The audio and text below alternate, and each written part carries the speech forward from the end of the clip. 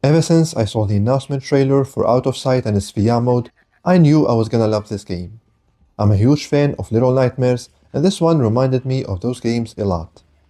After spending an hour with Out of Sight on PS5 and with the VR Early Access version on PSVR2 on PC, I am happy to report that I was right. Despite playing for only an hour, I am already in love. Teddy, I'm scared. I've been here for so long, and I don't want to be here anymore. Heavily inspired by atmospheric platformers like Little Nightmares, Out of Sight is a horror game that blends first and second person perspectives. You play as Sophie, a blindfolded little girl trying to escape a huge mansion with the help of her beloved, somehow alive Teddy. Of course, Teddy is just a teddy bear and can't move on its own. Well, at least not in the first hour of the game. But it can see and do some magical tricks that I'm not gonna spoil here. So you play the game through Teddy's eyes, which guide Sophie in her pursuit of freedom. It's not just you and Teddy in this mansion though. There are also your captors, the mansion's owner and her servant, as well as some other paranormal stuff. So try not to be noisy, otherwise they will find you. Like I said earlier, I only played the first hour of both the flat version and the VR version. That is why this is a preview and not a review. The main reason is that I want to experience the game the same way as you guys, in its best state when it officially launches in Q4 2025. What are you talking about? The game is already out on PS5. Well, yeah, but that's the flat version, which is quite flat compared to the VR version. The VR version is currently available only on Steam in early access, meaning more fixes and changes are coming before launch. I did the mistake of trying the VR version first on my PC using the PSVR2 and then went for the flat version on PS5. Needless to say, I just couldn't do it. The VR version is far superior, as I'm sure VR gamers will understand. But let's first talk about the game itself. To put it simply, the game is stunning. The art is through the roof. This is a real love letter to fans. It looks amazing. The game is oozing with atmosphere. It's a very dark game, so if you're playing it on an OLED screen, whether it's on a TV, on a VR headset like PSVR2, you're gonna love the visuals. On a basic LED TV though, maybe not that much.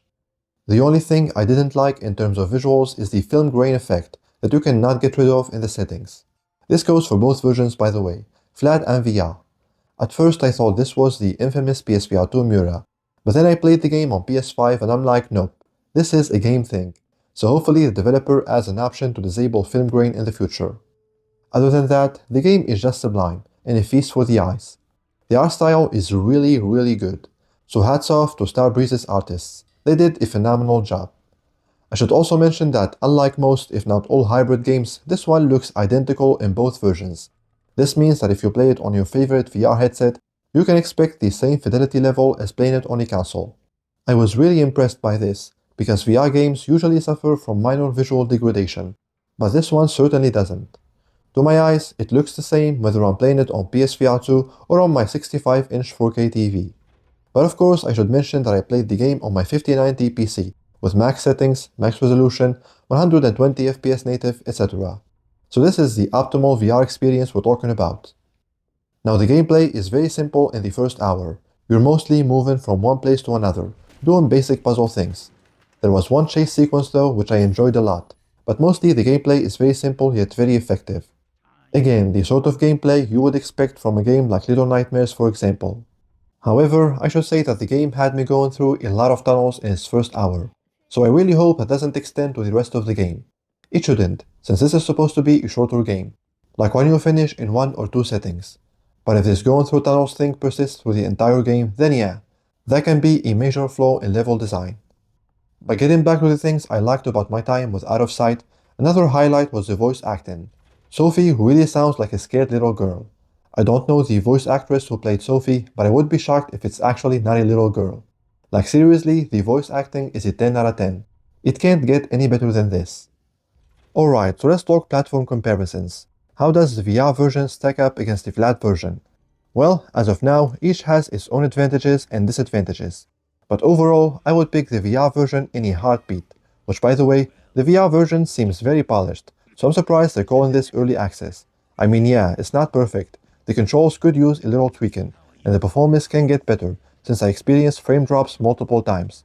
There was also some performance issues on PS5 though, which has 2 modes, a fidelity mode that runs at 30 frames per second, and a performance mode that targets 60 FPS. But generally speaking, the VR Early Access version is in really good shape, which makes me think the only reason they're calling this Early Access is because they want to launch the game on all major VR platforms at the same time, meaning PSVR2 and Meta Quest. But let's get back to our topic. Playing the game in VR is always better, because only then you can truly appreciate the sense of scale in this game, the real sense of presence. You can't have that on flat screen. In VR, you are inside the game. On flat screen, you're interacting with the game through a screen. It's a night and day difference. Flat screen gamers will not understand this, but once you go VR, you can never go back. That doesn't mean the PS5 version doesn't have its own advantages though, as there are two. The first advantage is the haptic feedback. Once you get closer to your enemy and Sophie starts to feel more scared, you can feel her heartbeats on the controllers and it's very noticeable. You cannot miss it. This is a feature I fully expected to be present in the native PSVR2 version, as PSVR2 supports haptic feedback on PS5, so there is that. The second advantage of the PS5 version, or should I say a disadvantage of the VR version, is that in VR, when you look far to the left or right, you'll start to see Teddy's fur, as I'm sure you noticed in the footage. This is an issue that can be easily rectified by Flat to VR, by limiting the field of view, so hopefully this will be fixed by the fall release. And that's about it. That concludes our preview coverage of Out of Sight. I was right, this will be one of the highlights of 2025 for me personally. If you're a flat gamer who likes this type of games, I highly recommend you pick it up on your preferred platform. And if you are a VR gamer, I recommend adding the game to your wishlist and waiting for reviews before the full release. The game should be an easy 9 out of 10. But hey, you never know. So add it to your wishlist to support the developer, wait for reviews, buy the game once you get the green light, and you will have a blast. That's gonna have to do it for this video guys. Thank you for watching and remember, for more VR news, reviews and discussions, make sure you stick with MBG. Your little friend? Well, he's gonna get you.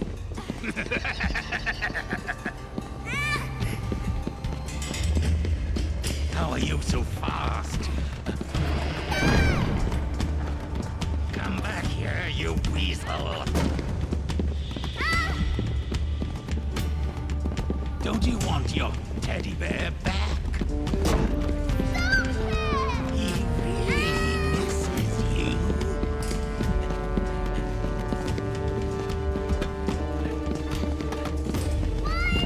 You can't run from me, Sophie.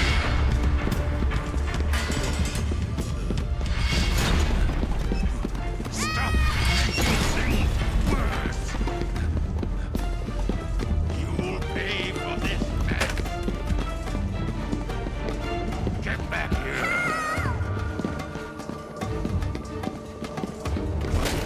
No, stop it. No.